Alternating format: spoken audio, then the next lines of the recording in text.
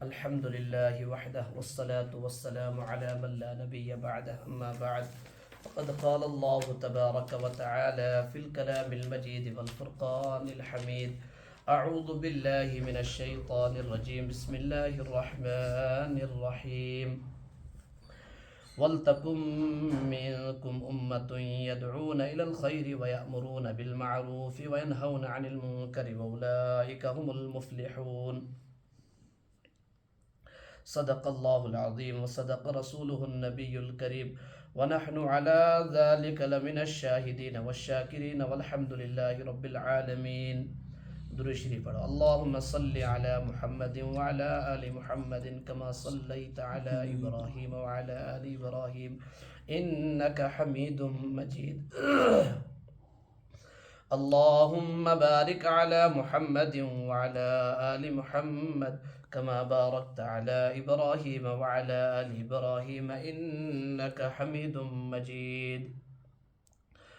رب زدني علما رب زدني علما رب زدني علما سبحانك لا علم لنا إلا ما علمتنا إنك أنت العليم الحكيم.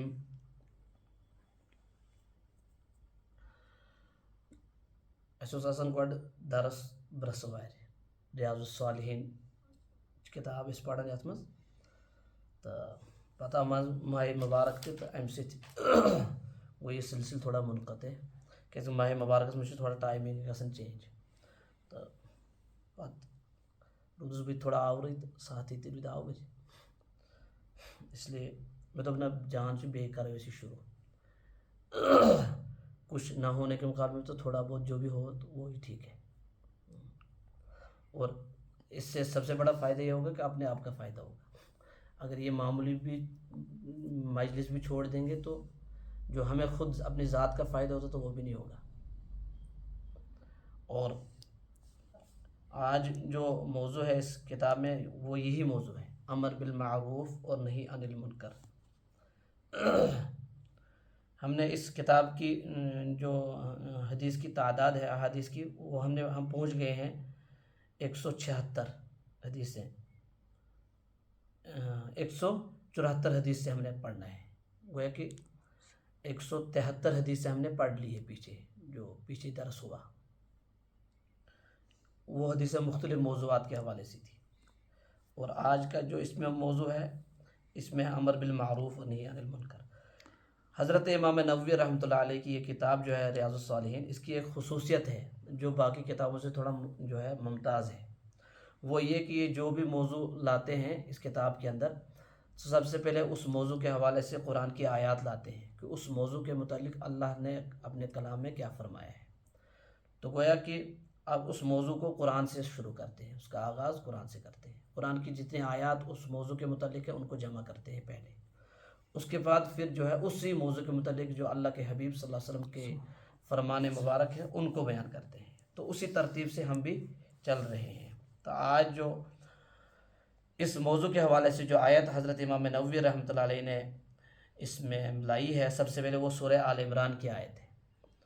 اس آیت میں اللہ پاک فرماتے ہیں کہ تم میں سے ایک امت، ایک جماعت ایسی ضرور ہونی چاہیے جو لوگوں کو خیر کے کاموں کی طرف بلاتے رہے، اچھے کاموں کی طرف بلاتی رہے اور برے باتوں سے ان کو روکتی رہے. لہذا ایک جماعت کا کم سے کم یہ ہونا ضروری ہے. اس سے پتہ چلتا ہے کہ اگر امر بالمعروف اور نہی عن المنکر چھوڑ دیا جائے تو یہ معصیات کو بڑھاوا دے گا، گناہوں کو بڑھاوا دے گا، نافرمانی کو بڑھاوا دے گا، بے دینی کو بڑھاوا دے گا. اور اگر امر بالمعروف اور نہی عن المنکر کو جو ہے بدستور جاری رکھا جائے تو اس سے جو ہے نیکیوں کو بڑھاوا ملے گا، اطاعت کو بڑھاوا ملے گا، فرما برداری کو بڑھاوا ملے گا، گناہوں کو جو ہے گناہوں کو کم کرے گی یہ چیز. یہ اس کا سب سے بڑا فائدہ ہے. تو اس آیت کا جو خلاصہ ہے، خلاصے کے طور پر ٹائم کیونکہ مختصر ہی ہے اس لیے میں اس آیت میں جو ہے خلاصے کے طور پر جو بیان کیا گیا وہ یہ کہ ہر انسان کو اپنی اصلاح کے ساتھ دوسرے کی اصلاح کی ذمہ داری ہے. جیسے مجھے اپنے آپ کی ذمہ داری ہے کہ میں ٹھیک رہوں، میں ٹھیک چلوں، میں ٹھیک بولوں، میں ٹھیک کروں، میرے معاملات ٹھیک ہوں، میری ہر چیز جو ہے شریعت کے، قرآن اور سنت کے مطابق ہو، اسی طریقے سے میرے اوپر یہ ذمہ داری بھی ہے کہ میرا ساتھ، میرا ساتھی، میرا ہمسایہ، میرا دوست، میرا رشتہ دار، میرا متعلق، وہ بھی جو ہے گناہوں کو چھوڑنے والا بن جائے اور اطاعت کو قبول کرنے والا بن جائے۔ یہ ذمہ داری ہے۔ یہ ہے اس آیت کا خلاصہ۔ بلکہ اللہ کے حبیب صلی اللہ علیہ وسلم نے بھی جو ہے اپنے فرمان مبارک میں فرمایا کہ اس حدیث کا خلاصہ یہ ہے کہ جو اس میں ترمذی شریف میں جو روایت ہے، اس حدیث کا بھی خلاصہ یہ ہے کہ امر بالمعروف اور نہی عن المنکر، یعنی امر بالمعروف چھوڑنے کے نقصانات، کیا نقصان ہوگا امر بالمعروف اگر نہیں کریں گے، کسی کو اچھی بات کا حکم اگر نہیں کریں گے۔ آپ جو ہے گناہ کرتے ہوئے دیکھ رہے ہو اور پھر بھی کہہ رہے ہو کہ چلو اس کو اپنی لائف جینے دو، چھوڑ دو، نہیں کرنا ہے انٹرفیئر، تو اس کا نقصان کیا ہوگا؟ اللہ کے حبیب صلی اللہ علیہ وسلم نے اس حدیث پاک میں ترمذی شریف کی روایت میں فرمایا ہے، اس کے جو ہے دو نقصانات بڑے، اس کے علاوہ بے شمار لیکن دو بڑے نقصان۔ ایک تو یہ، گنہ گار کو گناہ پر جو عذاب نازل ہوگا، اس میں نیک آدمی بھی جائے گا، یعنی جو اپنی نیکی کی فکر کرے گا، اپنے اعمال کی فکر کرتا ہوگا، اپنی نماز کی فکر کرتا ہوگا، اپنی مسجد، اپنی تلاوت، اپنا ذکر، اپنا جو ہے تسبیحات وغیرہ، اس کی فکر کرتا ہوگا، لیکن دوسرے کو برائی سے نہیں روکتا ہوگا اور دوسرے کو اچھائی نہیں کہتا ہوگا، تو اس گنہگار پر جب عذاب نازل ہوگا تو جس طریقے سے وہ عذاب میں ہلاک ہو جائے گا، یہ نیک بھی نہیں بچے گا، یہ بھی ہلاک ہو جائے گا۔ اس سے پتہ چلا اچھی باتوں کا حکم کرنا اور بری باتوں سے روکنا، اس کا سب سے بڑا فائدہ یہ ہے کہ اگر اللہ کا عذاب آئے گا تو امر بالمعروف اور نہی عن المنکر کرنے والا اس عذاب میں مبتلا نہیں ہوگا، کیونکہ اس نے وہ ذمہ داری ادا کر لی ہے۔ اور اس کی مثالیں ہمیں بہت بے شمار ملتی ہے قرآن میں۔ حضرت نوح علیہ السلام نے قوم کو دعوت دی، قوم نکل گئی نافرمان، اللہ کی طرف سے عذاب کا فیصلہ اترا تو قوم ہو گئی غرق، لیکن سوال ہے کون سی قوم غرق ہوگی؟ نافرمان، یہاں تک کہ بیٹا نافرمان ہوگی وہ بھی غرق۔ اور جو فرمان بردار نکلے تو اللہ نے ان کے بچاؤ کا انتظام کیا، یہ سب ہم سب کو معلوم ہے نا۔ اسی طریقے سے جو ہے بے شمار مثالیں ملیں گی، ہر نبی کی جو ہے امت کی ہی مثال ہے۔ فرمان برداروں کو اللہ نے بچا لیا ہے اور نافرمانوں کو اللہ نے غرق کر لیا ہے۔ ہاں یہ مثالیں بھی موجود ہے، جب امت نے امر بالمعروف اور نہی عن المنکر چھوڑ دیا تو گناہ گاروں پر جو عذاب آیا، نیک بھی اس میں پھنس گئی اور اس عذاب میں ہلاک ہو گئی، جیسے بنی اسرائیل کے علماء نے جو ہے اچھی باتوں کو حکم کرنا چھوڑ دیا۔ پہلے وہ دیتے رہے دعوت، پھر تھوڑا مایوسی کے شکار ہو گئے، پھر انہوں نے کہنا ہی چھوڑ دیا۔ پھر اس کا ایک تو نقصان یہ ہو گیا، جو عادات گنہ گاروں میں تھی وہ ان کے اندر بھی آ گئی خود بخود۔ کیونکہ انہوں نے کہنا ہی چھوڑ دیا، انہوں نے بتانا ہی چھوڑ دیا۔ اب جب بتانا چھوڑ دیا تو گناہ کو بڑھاوا ملے گا، نافرمانی کو بڑھاوا ملے گا۔ تو جب نافرمانی کو بڑھاوا ملے گا، ایک ماحول بن جائے گا گناہ کا ماحول، لہذا گناہ کے ماحول میں اس کے اثرات خود دل میں آ جاتے ہیں۔ لہذا جب بنی اسرائیل کے علماء نے امر بالمعروف چھوڑ دیا تو نافرمانوں کے اثرات ان کے دل میں آ گئی۔ ان علماء کے دل بھی انہی کی طرح ہو گئے۔ ایک وقت آ گیا کوئی فرق نہیں کر سکتے تھے آپ، عالم کون ہے اور جاہل کون ہے، عام کون ہے اور عالم، کوئی فرق نہیں ہوا۔ کیونکہ نقصان یہ ہوا کہ انہوں نے کہنا ہی چھوڑ دیا۔ یہ مثالیں ہیں۔ تو اس حدیث میں جو دو بڑے نقصان بتائے وہ یہ، ایک تو یہ کہ گنہ گار کو جب عذاب آئے گا تو یہ بھی جائے گا اس میں، اور دوسرا بڑا نقصان یہ کہ جب امر بالمعروف چھوڑ دیا جائے گا، پھر اگر دعا کے لیے ہاتھ اٹھائے گا تو دعائیں قبول نہیں ہوں گی، پھر دعائیں قبول نہیں ہوں گی۔ حالانکہ یہ گناہ نہیں کر رہا ہوگا، لیکن اس نے سب سے بڑا گناہ کیا ہے کہ جو امر بالمعروف اس نے چھوڑ دیا، اچھی باتوں کو حکم نہیں کیا، بری باتوں سے لوگوں کو نہیں روکا۔ لہٰذا اس وجہ سے اب یہ دعائیں کر رہا ہے، تہجد میں بھی اٹھ رہا ہے، نماز میں بھی دعائیں کر رہا ہے، فرض نماز کے بعد بھی دعائیں کر رہا ہے، مقبولیت کی گھڑی میں دعائیں کر رہا ہے، جواب میرا نہیں، تیری دعا قبول نہیں ہے۔ نقصان کیا ہے کہ اسی کا نقصان بھگت رہا ہے، کیونکہ اس نے یہ کہنا، اچھی باتوں کا کہنا اور بری باتوں سے روکنا چھوڑ دیا، یہ اس کا نقصان ہے۔ تو یہ تو اس میں جو پہلی آیت کوٹ کی حضرت امام نووی رحمۃ اللہ علیہ نے، اس کے حوالے سے تھی یہ بات۔ دوسری آیت جو لائی ہے وہ ہے کنتم خیر امت اخرجت للناس تأمرون بالمعروف وتنہون عن المنکر وتؤمنون باللہ، یہ بھی سورہ آل عمران میں ہی ہے۔ اس میں جو اس آیت میں جو امت محمدی صلی اللہ علیہ وسلم کی تعریف کی ہے کہ امت محمدیہ جو ہے یہ سب سے بہترین امت ہے، تمام امتوں میں سب سے افضل، اشرف، معزز یہ امت محمدی۔ اس کی وجہ کیا ہے؟ ایک ہی وجہ ہے، تأمرون بالمعروف وتنہون عن المنکر، یہ اچھی باتوں کا حکم کرتی ہے اور بری باتوں سے روکتی ہے، یہ اس کی خاصیت ہے، ورنہ تو کوئی خاص اس میں نہیں ہے۔ اور باقی جو ہے لوگ بھی اس سے پہلے امتیں اپنے اعمال کی انہوں نے بھی فکر کی، اپنی نماز، اپنا ذکر، اپنی تسبیح، یہ تو انہوں نے بھی کی فکر، لیکن اپنے فکر کے ساتھ دوسروں کی فکر کرنا یہ خاصہ ہے امت محمد صلی اللہ علیہ وسلم کا، حضور کی امت کی یہ خاصیت ہے کہ یہ اپنی فکر نہیں کرتی، دوسروں کی فکر کرتی۔ اس لیے اللہ نے کہا، اللہ کو یہ ادا پسند آئی، کہا کہ نہیں یہ تأمرون بالمعروف وتنہون عن المنکر، اس وجہ سے یہ سب سے بہترین امت ہے۔ تو گویا کہ امت محمدی کو جو بہترین امت کہا گیا ہے اس کی وجہ ہی یہی ہے، اصل وجہ یہی ہے کہ یہ اچھی باتوں کا حکم کرتی ہے اور بری باتوں سے روکتی ہے۔ آیت نمبر 3 میں جو ہے، آیت نمبر 3 یہ سورہ اعراف کی آیت ہے، اس میں بتایا اللہ تعالیٰ بتا رہے ہیں اپنے حبیب صلی اللہ علیہ وسلم، خذ العفو وامر بالعرف واعرض عن الجاہلین، خذ العفو، آپ درگزر کیجئے، معاف کیجئے، اور دوسرا کام کیا کیجئے، وامر بالعرف واعرض عن الجاہلین، اچھی باتوں کو حکم کیجئے اور جاہلوں سے جو اعراض کیجئے، جاہلوں سے کیا کیجئے، اعراض کیجئے۔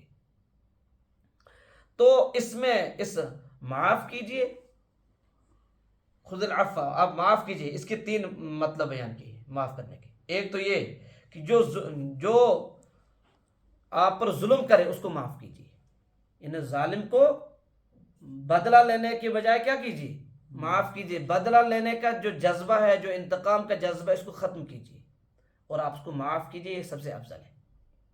یعنی جو آپ پر ظلم کرے آپ اس کو بدلہ نہ لیجئے، آپ اس کو معاف کیجئے، ایک تو یہ مطلب ہے اس کا آیت کا۔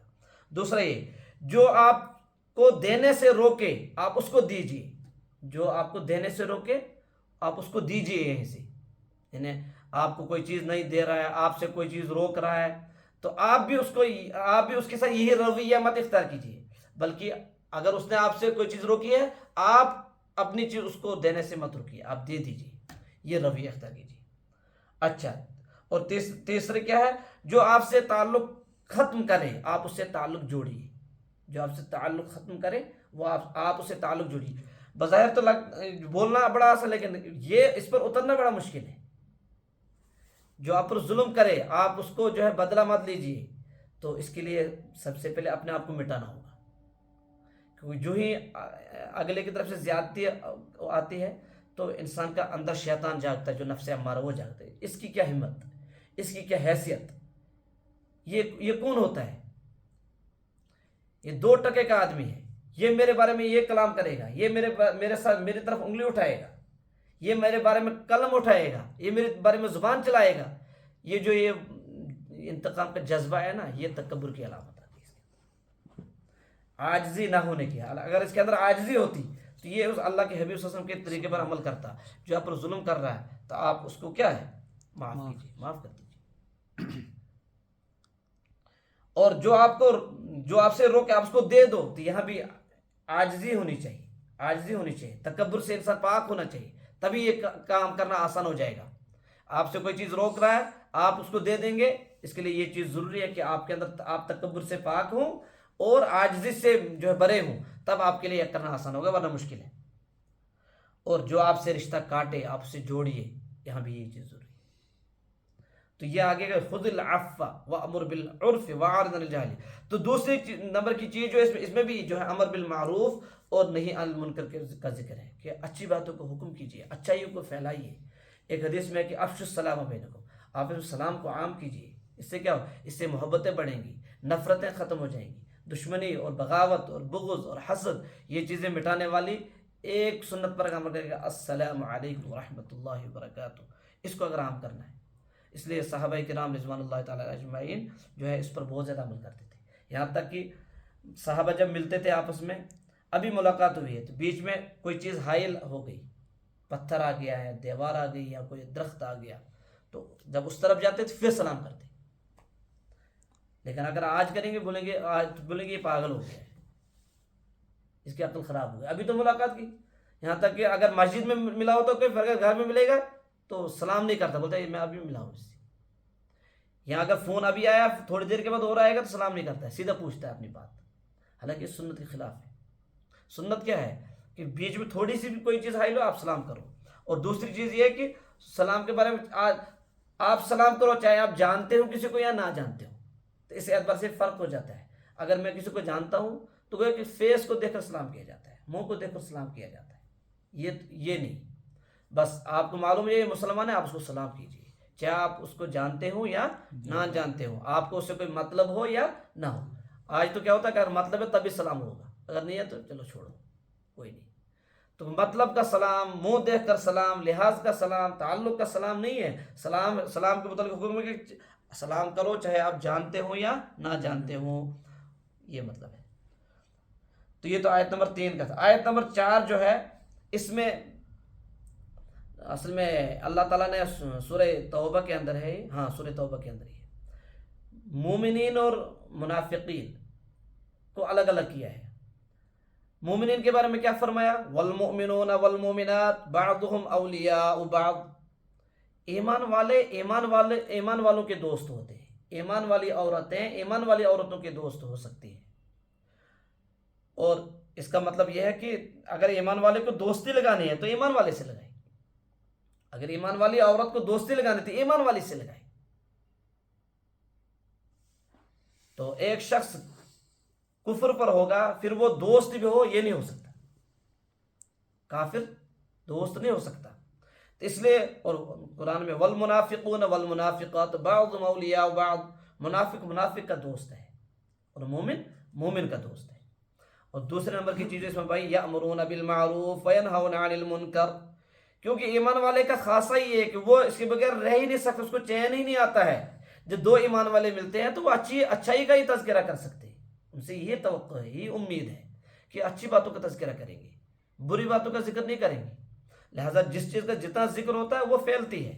اگر اچھی چیز کا ذکر ہوگا تو اچھا ہی پھیلے گی، اور اگر بری چیز کا ذکر ہوگا تو برائی پھیلے گی. اس لیے فرمایا ایمان والے ایمان والوں کے دوست ہیں. اور جو ہے وہ کیوں ہے؟ یأمرون بالمعروف وینہون عن المنکر، وہ ایک دوسرے کو اچھی باتوں کو حکم کرتے ہیں اور بری باتوں سے روکتے ہیں. اور اسی طریقے سے جو ہے آیت نمبر 4 میں بتایا ہے، آیت نمبر 5 میں حضرت بنی اسرائیل کا ذکر کیا. لعن الذین کفروا من بنی اسرائیل علی لسان داود وعیسی ابن مریم ذلک بما عصوا وکانوا یعتدون کانوا لا یتناہون عن منکر فعلوا لبئس ما کانوا یفعلون. لعنت کی گئی ہے ان لوگوں پر جن نے کفر کیا بنی اسرائیل میں سے. کس کے ذریعے سے؟ علی لسان داود وعیسی ابن مریم، داؤد علیہ السلام کی زبانی اور عیسیٰ ابن مریم کی زبانی. یعنی حضرت داؤد علیہ السلام پر تورات نازل کی گئی، تو تورات میں ان لوگوں پر لعنت کی گئی کہ ان کے کرتوتوں کی وجہ سے، ان کے بدعمالیوں کی وجہ سے، ان کے سیئات کی وجہ سے، ان کے گناہوں میں حد کراس کرنے کی وجہ سے. اور اسی طریقے سے انجیل حضرت عیسیٰ علیہ السلام پر نازل ہوئی تو اس انجیل میں بھی ان کے بارے میں لعنت کی گئی جن لوگوں نے بنی اسرائیل پر، کیونکہ انہوں نے نبیوں کو ٹھکرایا، یہاں تک کہ نبیوں کو بھی قتل کر دیا اور برائیوں کو پھیلایا اور اچھائیوں کو بولنا چھوڑ دیا. اور ان بنی اسرائیل پر جو ہے کو جو عذاب آیا ہے ان پر مختلف عذاب آئے، اور ایک عذاب بلکہ وہ سب سے بڑا عذاب تھا، وہ یہ آیا ہے کہ صرف اسی پر آیا کہ انہوں نے جو امر بالمعروف اور نہی عن المنکر چھوڑ دیا، اس پر عذاب آیا. ان کی شکلیں بدل دیا اللہ نے. انسان تھے سور بنا دیا، انسان تھے بندر بنا دیا. یہ عذاب ان کو نماز نہ پڑھنے پر نہیں آیا ہے یا کوئی اعمال نہ کرنے پر نہیں آیا ہے، ہاں جو ان نے ایک دوسرے کو کہنا سننا چھوڑ دیا ہے اسی پر آیا ہے. بندر بن گئے اور سور بن گئی. اور روایتوں میں ہے کہ وہ کافی دیر تک وہ اس حالت میں رہے اور پھر اللہ نے ان کو موت دے دی. اور ایک دوسرے کو دیکھتے بھی پہچانتے بھی تھے اور اپنی اس حالت کو بھی دیکھ رہے تھے، ہمیں کیا ہو گیا ہے، ہم تو کل تک انسان تھے، آج بندر کی شکل ہے۔ تو یہ جو ان پر یہ خطرناک جو عذاب آیا ہے، یہ بھی جو ہے اسی گناہ کی وجہ سے، جو گناہ وہ انہوں نے کیا کہ امر بالمعروف اور نہی عن المنکر چھوڑ دیا۔ اور میں نے کہا آپ سے کہ ان کے علماء نے پہلے تو اس کام کو کیا، لیکن پھر مایوسی کے شکار ہو کر اس کام کو چھوڑ دیا، پھر جو ہے ان کے اندر بھی وہی برائیاں آ گئی جو عوام کے اندر برائیاں تھیں، اور پھر فرق کرنا مشکل یہ ہو گیا کہ عالم کون ہے اور جاہل کون ہے۔ یہ ہے امر بالمعروف اور نہی عن المنکر چھوڑنے کے نقصانات۔ اس لیے حدیث پاک کے اندر، شاید یہاں حدیث آگے آ رہی، چلو وہ ہم اپنی جگہ پہ بیان کریں گے، کہ ایمان کے 3 درجے ہیں۔ اصل میں جو انسان دوسرے کو کہتا ہے نا، یہ ایمان کی بنیاد پر کہتا ہے، ایمان کی سطح کے اعتبار سے کہتا ہے کہ کس شخص کے اندر ایمان کی سطح کس لیول کی ہے۔ جو ایمان کی سطح جس انسان کے اندر ہوتی ہے، اتنا ہی اس کے اندر جو ہے امر بالمعروف کا جذبہ ہوتا ہے۔ اس کا مطلب ہے کہ کبھی کبھار اگر ایمان اتنا کمزور ہو گیا کہ وہ منہ سے ہی نہیں نکال پا رہا ہے کچھ، تو اس کا مطلب ایمان ختم ہو گیا۔ یہاں دل میں بھی کوئی تکلیف نہیں ہو رہی اس کو، تو پھر ایمان سے ختم ہی ہے۔ من رآ منکم منکرا فلیغیرہ بیدہ فإن لم یستطع فبلسانہ فإن لم یستطع فبقلبہ وذلک اضعف الایمان۔ تم میں سے جو کسی برائی کو دیکھے، اس کو چاہے کہ وہ ہاتھ سے روک لے، سیدھا منع کر لے، اگر طاقت ہے اس کے پاس، پاور ہے تو وہ پاور استعمال کرے، اور اگر پاور نہیں ہے، ہاتھ سے نہیں روک سکتا، تو زبان سے بولے، کم سے کم زبان ہلائے کہ یہ کیا کر رہے ہو آپ لوگ، یہ ٹھیک نہیں ہے۔ اللہ نے ہمیں اس لیے پیدا نہیں کیا ہے کہ ہم اللہ کی بنائی ہوئی زمین، اللہ کے بنائے ہوئے آسمان کے نیچے اسی اللہ کو جو ہے ناراض کریں، اسی اللہ کے غضب کو دعوت دیں، اس لیے پیدا نہیں کیا۔ زبان ہلائیں، بولیں۔ اور اگر کسی کا ایمان بالکل ہی ختم ہے کہ وہ جو یہ بھی جرت نہیں کر پا رہا ہے، تو کم سے کم دل میں جو ہے نا برائی کو دیکھ کر اس کو تکلیف ہونی چاہیے، تکلیف اس پریشان ہو کہ یہ کیا چل رہا ہے، ہمارا بنے گا کیا، یہ سب کچھ جو ہو رہا ہے یہ تو اللہ کے غضب کو دعوت دے رہا ہے، یہ تو اللہ کے عذاب کو بلا رہا ہے، اور اللہ کا عذاب نازل ہوگا، ہم سب غرق ہو جائیں گے۔ تو کم سے کم یہ کیفیت پیدا ہو جانی چاہیے۔ اللہ کے حبیب صلی اللہ علیہ وسلم نے فرمایا یہ ایمان کا آخری درجہ ہے، یہ ایمان کا کیا ہے، آخری درجہ ہے۔ جس کو برائی کو دیکھ کر اتنی بھی تکلیف نہیں ہوتی، دل پریشان نہیں ہوتا، اس کا مطلب ہے اس کے اندر وہ ایمان کا جو ذرہ ہے وہ بھی نہیں رہا ہے۔ تو چنانچہ آج یہ ہو رہا ہے، آپ دیکھیے معاشرے میں، آپ تو پہلے کہہ ہی نہیں سکتے کسی کو، اگر آپ جرت لاتے کہنے کیوں نہیں سکتے، کیونکہ اپنا ایمان کمزور ہے، تبھی نہیں کہہ سکتا ہے انسان، روک نہیں سکتا ہے کہ وہ سطح نہیں ہے ایمان کے لیے، بول نہیں سکتا کیونکہ ایمان کی وہ درمیانی سطح بھی نہیں ہے، متوسط درجہ ہے ایمان کا۔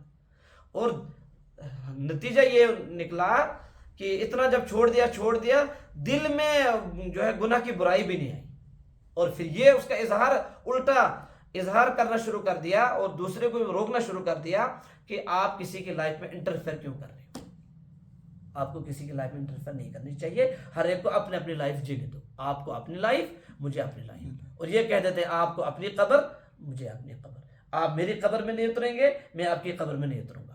یہ سب سے برا کلام ہے جو یہ کہے گا۔ اس کا مطلب یہ ہے کہ یا تو یہ جہالت کی بنیاد پر کہہ رہا ہے، یا یہ یقین نہ ہونے کی بنیاد پر کہہ رہا ہے، پتہ سب کچھ ہے، یقین نہیں ہے، اس لیے یہ کہہ رہا ہے کہ تجھے میری قبر میں تھوڑی جانا ہے، مجھے تیری قبر میں تھوڑی اترنا ہے۔ حالانکہ یقین کے متعلق تو قرآن میں اللہ تعالیٰ نے فرمایا یقین کے 3 درجے ہیں، یقین کے 3 درجے ہیں، عین الیقین، کیا ہے وہ، علم الیقین، عین الیقین اور حق الیقین۔ تو علم الیقین تو ہمیں ہو جانا چاہیے، کیونکہ اللہ نے قرآن نازل کیا، اللہ کے حبیب صلی اللہ علیہ وسلم نے ہمیں خبر دے دی آخرت کے بارے میں، جنت کے بارے میں، جہنم کے بارے میں، یہ سب چیزیں بتا دی، اور احادیث میں موجود ہے، قرآن میں موجود ہے۔ ہم نے قرآن پڑھنا تھا اور سننا تھا، اور جو ہے پھر یہ قرآن پڑھ کر اور سن کر ہمیں معلوم ہو گیا ہاں کوئی اس دنیا کے علاوہ بھی کوئی اور دنیا ہے، کوئی اور عالم ہے، یہ علم الیقین ہو گیا ہمیں۔ تو ہمیں تو اسی پر یقین کر لینا چاہیے تھا، اور جب اس پر یقین نہیں ہوگا تو پھر عین الیقین ہوگا۔ جب مر جائیں گے، یہاں تو یقین نہیں کیا، وہاں جب سب کچھ دیکھ لیں گے، قبر کا عذاب بھی دیکھ لیں گے، جنت جہنم کو بھی دیکھ لیں گے، ہاں تو عالم آخرت کو دیکھ لیں گے، میدان محشر کو دیکھ لیں گے، حساب و کتاب کے دن کو دیکھ لیں گے، پل صراط کو دیکھ لیں گے، تو وہاں عین الیقین ہو جائے گی، آنکھوں سے دیکھ لیں گے۔ اور پھر جب جو ہے ہمیں ہمارے اعمال کے حساب سے سزا ملے یا جزا ملے تو اس کو ہم محسوس کریں گے، بدلے کو بھی محسوس کریں گے، جنت کی نعمتوں کو محسوس کریں گے نا، اور جہنم کے عذاب کو بھی محسوس کریں گے، پھر حق الیقین ہو جائے گا۔ اس کی مثال ایسی ہے، ایک جگہ آگ لگ گئی، ایک جگہ آگ لگ گئی، تو کسی نے خبر دے دی فلانی جگہ آگ لگ گئی، تو ہمیں ہو گیا علم الیقین کی، کسی کے بتانے پر ہم نے یقین کر لیا، علم الیقین ہو گیا۔ ہم نے دل میں چاہا کہ چلو ہم جا کر دیکھ لیں، جا کر ہم نے دیکھ لیا، اپنی آنکھوں سے آگ دیکھ لی، تو یہ عین الیقین، آنکھوں نے دیکھ لیا، ہاں آگ ہے، دھواں ہے، آگ ہے۔ اور حق الیقین کب ہوگا؟ جب ہم آگ کا انگارہ ہاتھ میں اٹھائیں گے اور وہ چمڑی کو جلائے گا تو اس کو پتہ چلے گا آگ کرتی کیا ہے، آگ کرتی کیا ہے، تو آگ کیا کرتی ہے؟ آگ جلاتی ہے۔ تو حق الیقین اور علم الیقین سے پہلے ہمیں جو ہے عین الیقین سے پہلے ہمیں علم الیقین پر ہی جو ہے عمل کر لینا ہے۔ ہمارا یقین اتنا مضبوط ہو جائے کہ عین الیقین اور حق الیقین سے جو ملتا ہے وہ ہمیں علم الیقین سے یقین مضبوط ہو، تو جب یقین مضبوط ہوگا تو ان ساری چیزوں پر عمل کرنا آسان ہو جائے گا۔ تو یہ جو امر بالمعروف اور نہی عن المنکر چھوڑتا ہے انسان، دو چیزوں کی بنیاد پر چھوڑتا ہے۔ یہاں تو اس کو پتہ ہی نہیں ہے، اس کی عظمت ہی نہیں معلوم ہے، اور اس کے نقصانات نہیں معلوم ہے، اس کے نقصان کیا ہوگا، اور یہاں اس کو یقین نہیں۔ تو یہ یقین کی یقین نہ ہونے کی بنیاد پر یہ باتیں کہہ دیتا ہے کہ کسی کے لائف میں انٹرفیئر نہیں کرنا چاہیے، یہ غلط بات ہے، آپ اپنا کام کرو، آپ کو کیا ہے ہمارے سے۔ اور جب یہ چیز بڑھ جائے گی تو سمجھ لینا چاہیے انسان کو، پھر اللہ کی طرف سے نعمتیں نہیں اتریں گی، عذاب اترے گا، اور اللہ کے عذاب مختلف شکلوں سے ہوتا ہے، اور وہ ہم بھی دیکھ رہے ہیں، ہم بھی دیکھ رہے ہیں۔ کبھی کووڈ کی شکل میں یہ بھی عذاب تھا، اب وہ تھوڑی بولے گا ہاں تو نے یہ گناہ کیا کہ یہ عذاب آیا تیرے پر، یہ بھی عذاب ہے۔ عقل مندوں کے لیے کافی ہے کہ سدھر جائیں، عقل مندوں کے لیے کیا ہے؟ کافی ہے سدھرنے کے لیے، اور نادانوں کے لیے ایک ہی بات، اگر تمن کرو تعلق بیٹھتی تمن تاری تو فکر کی۔ اللہ پاک ہمیں کہنے سننے سے زیادہ عمل کو فکر فرمائے۔ اس قرآن کی آیات میں سے کچھ آیات رہ گئی، انشاءاللہ وہ اگلے ہفتے اللہ پاک کہنے سننے سے زیادہ عمل کو فکر فرمائے۔ سبحان اللہ و بحمدہ، سبحانک اللہم و بحمدک، نشہد ان لا الہ الا انت، نستغفرک و نتوب الیک۔